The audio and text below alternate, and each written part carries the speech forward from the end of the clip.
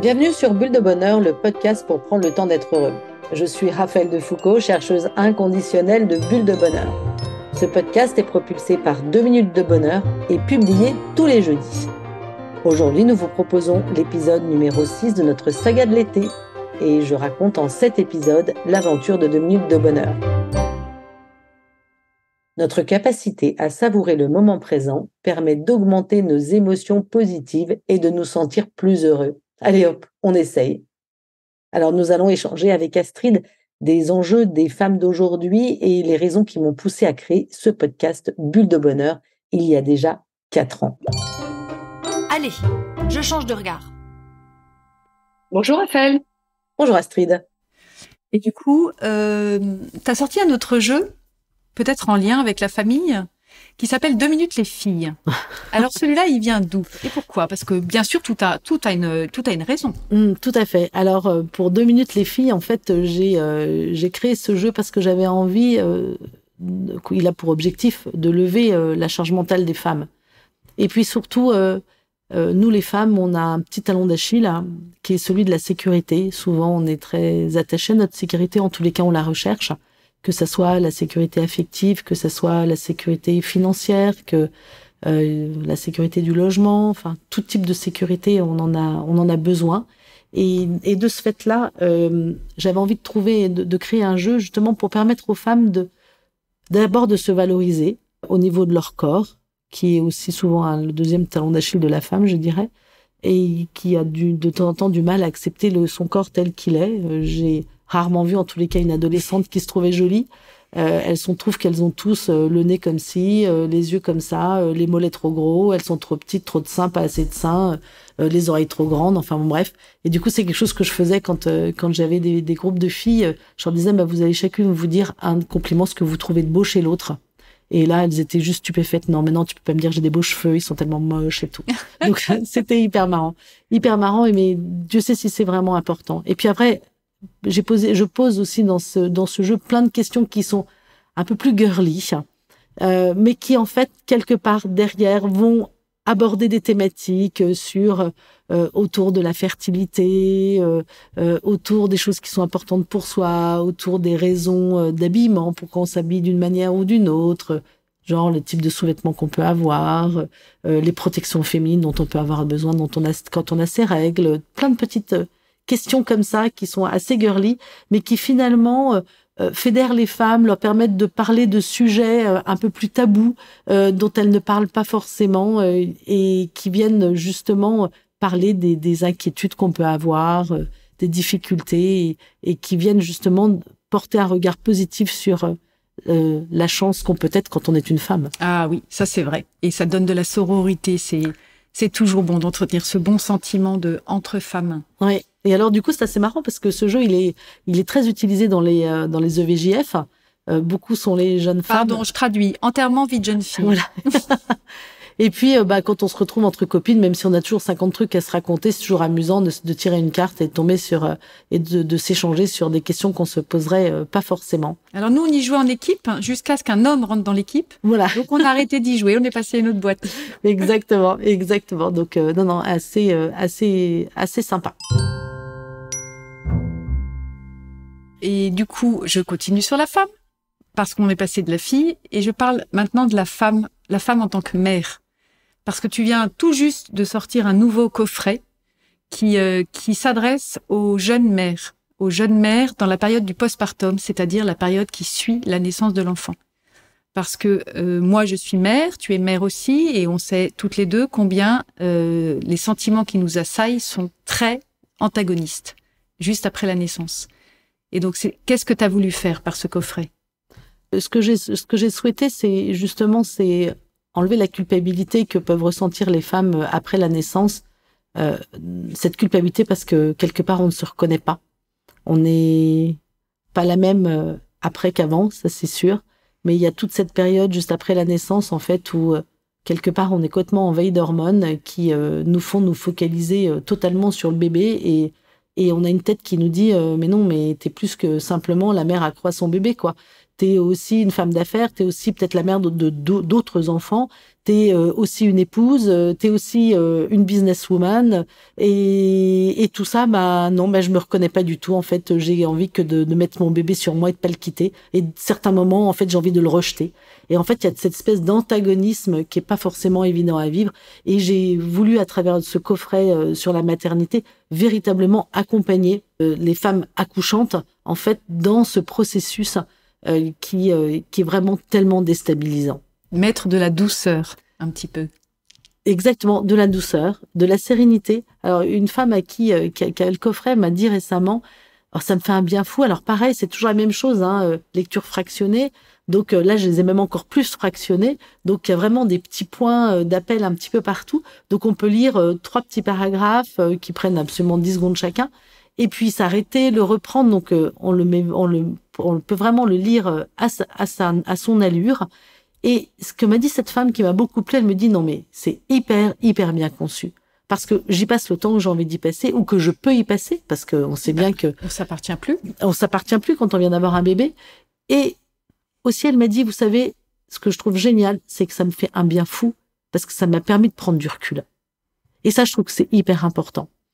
Permis de prendre du recul, premier point. Et le deuxième point, elle m'a dit aussi, ça m'a enlevé tellement de culpabilité, parce que je me rends compte que je ne suis pas la seule à penser ça.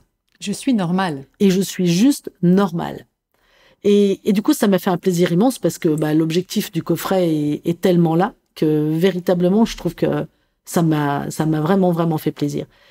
Ce que je voudrais rajouter aussi, parce que là, pour le coup, ça c'est moi qui ai pris un plaisir fou, autant, bien sûr, à faire tous les livrets, j'ai adoré, parce que j'aime tellement créer, où j'aime mettre sur le papier, en fait, ce que je pense, ce que j'entends, ce que je vois, ce que j'écoute. Et il y a 2 petits points que j'ai trouvé géniaux à travailler. Le premier, c'était de travailler le postpartum à travers le monde.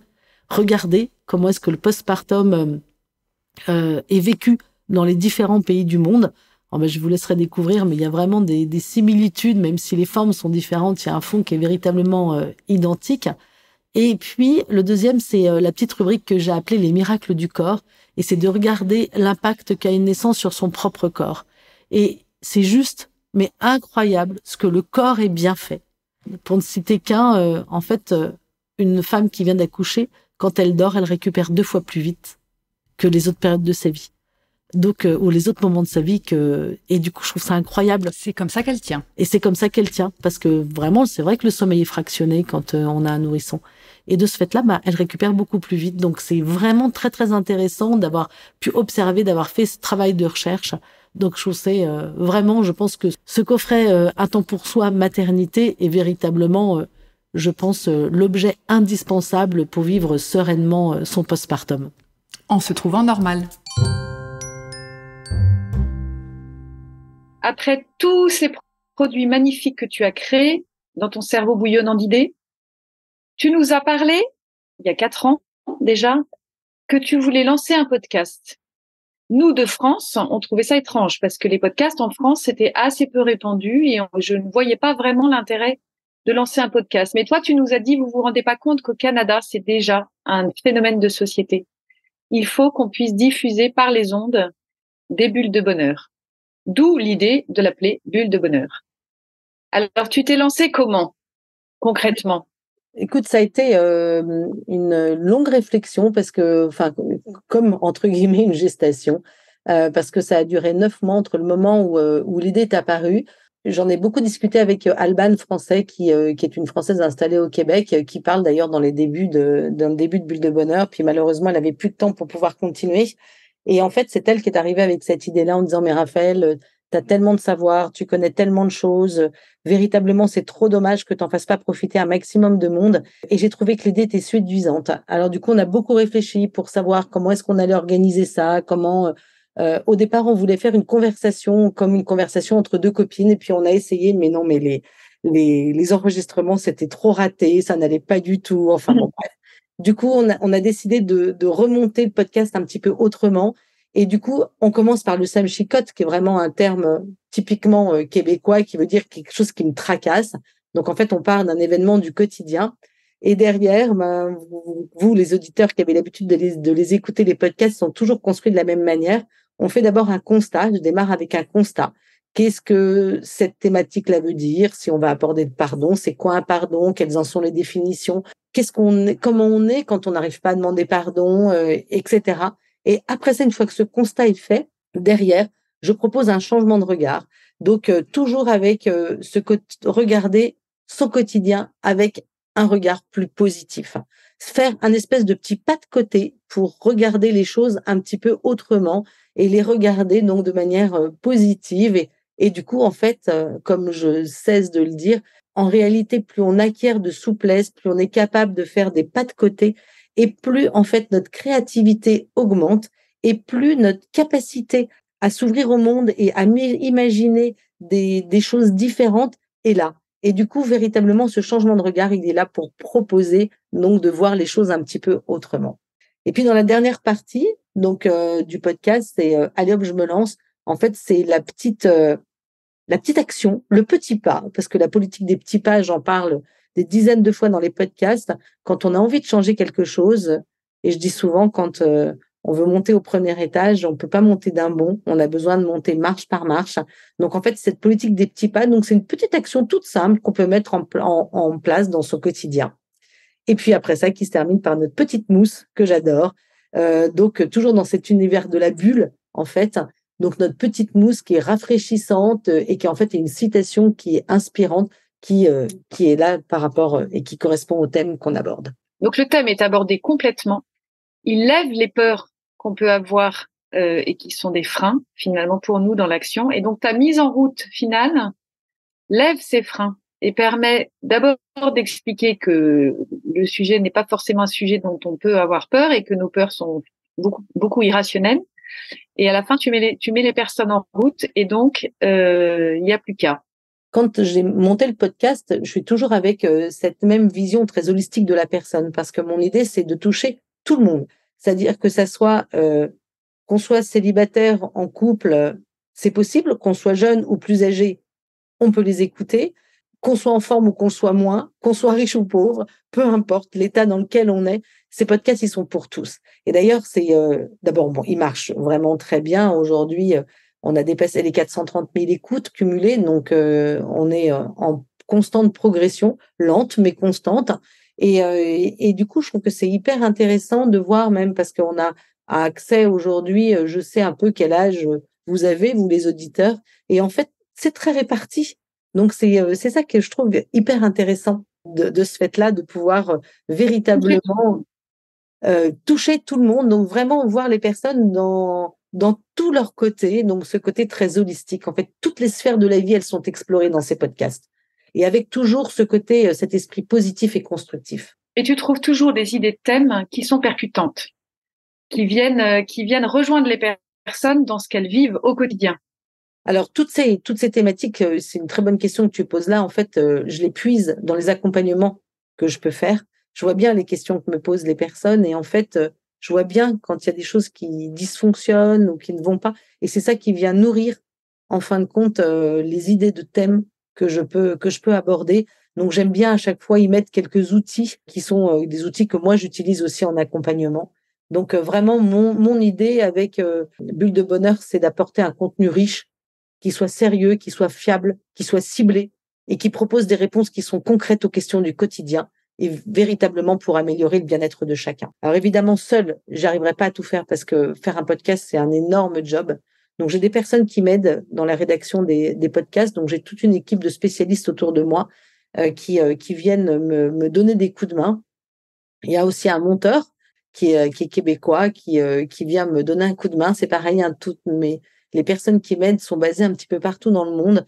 Donc ça, je trouve que c'est très intéressant d'avoir aussi cette richesse, de cette ouverture. Je suis très aussi attirée par toutes ces études qui sont faites autour du bonheur. Je me tiens très, très au fait de tout ce qui se passe, de tous les travaux des neurosciences qui sont en perpétuelle action et dont je fais partager tous les auditeurs dans les épisodes.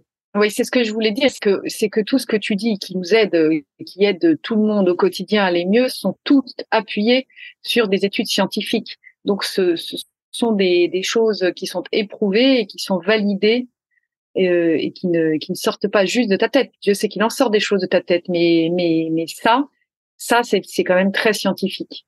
Tout à fait. Et du coup, les débuts des podcasts, c'était donc toutes ces thématiques que tu déployais. Et puis comme tu rencontres tout le temps beaucoup de monde, tu t'es mis à rencontrer des gens que tu as trouvé vraiment intéressants et tu avais un manque et tu t'étais dit, ces personnes, je dois les faire connaître aux auditeurs parce qu'elles valent le coup, parce qu'elles ont fait quelque chose d'extraordinaire.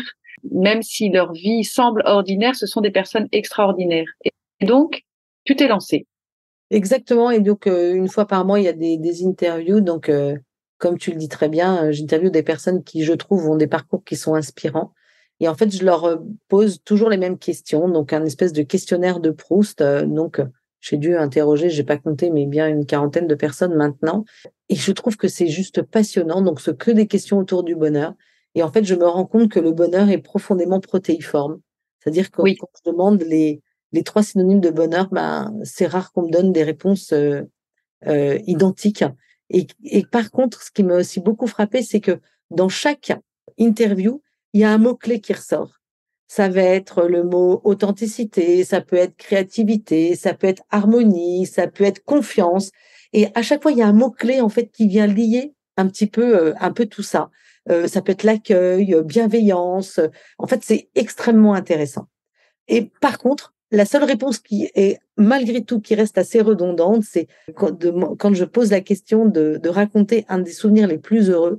Allez, je dirais qu'il y a 80% des personnes qui répondent c'est la naissance de leurs enfants ou la naissance de leurs petits-enfants. Donc vraiment, il y a quelque chose autour de la vie qui me touche énormément et combien cette vie qui arrive et qui naît reste une expérience juste inoubliable. Et universelle. Complètement. Donc, j'ai démarré ça au Québec et puis après ça, on est parti quand même, on a quitté le Québec et on est parti aux États-Unis. Donc, petit clin d'œil de l'histoire, on est parti à Boston.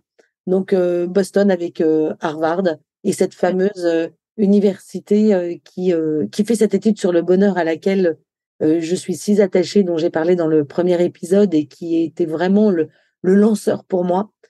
Donc, très amusant de voir, d'être revenu aux sources et d'aller découvrir aussi cette culture nord-américaine un petit peu plus en profondeur aux États-Unis.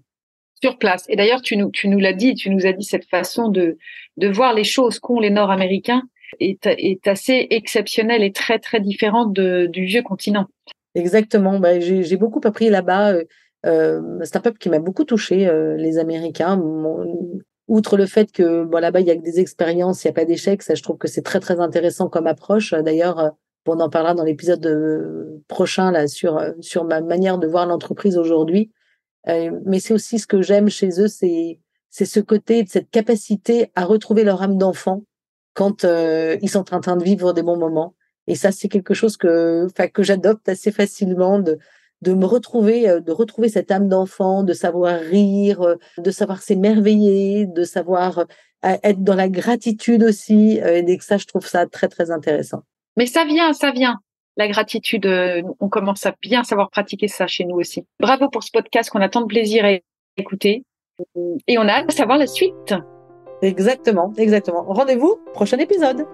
Au revoir Raphaël. Salut Astrid.